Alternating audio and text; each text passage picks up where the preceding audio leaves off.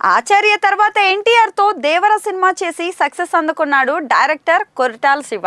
ఇక దేవర 1 అంచనాలను అందుకోవడంలో దర్శకుడిగా తన ప్రతిభ చాటాడు.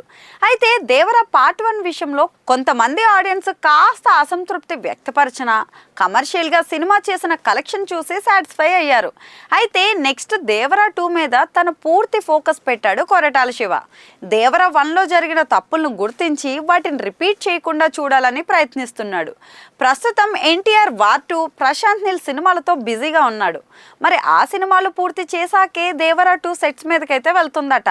ఇక వార్ 2 ఆల్రెడీ పూర్తి కాగా ఆగస్ట్కి అయితే రిలీజ్ అవుతుంది. ఇక నెక్స్ట్ ప్రశాంత్ నీల్తో చేస్తున్న సినిమా మరో ఏడాది దాకా పట్టేలా ఉంది. మరి ఈలోగా దేవర 2 స్క్రిప్ట్ దశ నుంచి పకడ్బందీగా ఉంచాలని కొరటాల శివ అయితే ప్లాన్ చేస్తున్నారట. మరి దేవర 2 నెక్స్ట్ ఇయర్ సెట్స్ మీదకు వెళ్ళబోతుంది. అయితే ఈ సినిమాను అనుకున్న టైంలో పూర్తి చేసేలా ప్లానింగ్ చేస్తున్నారని కూడా అర్థమైపోతుంది. మరి దేవర 2 తర్వాత కొరటాల శివ ప్లానింగ్ ఏంటన్నది తెలియలేదు.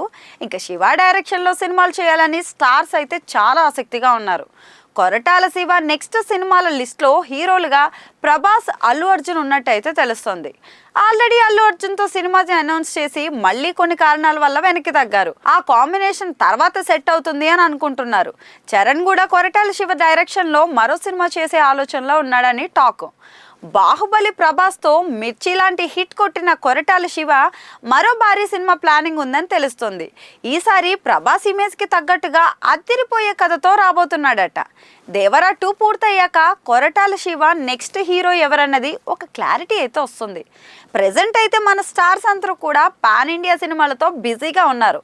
ఒక్క డైరెక్టర్ సినిమా అనుకున్నా కూడా అతను కమిట్ అయిన సినిమాలు చేసే వరకు వెయిట్ చేయక తప్పట్లేదు మరి.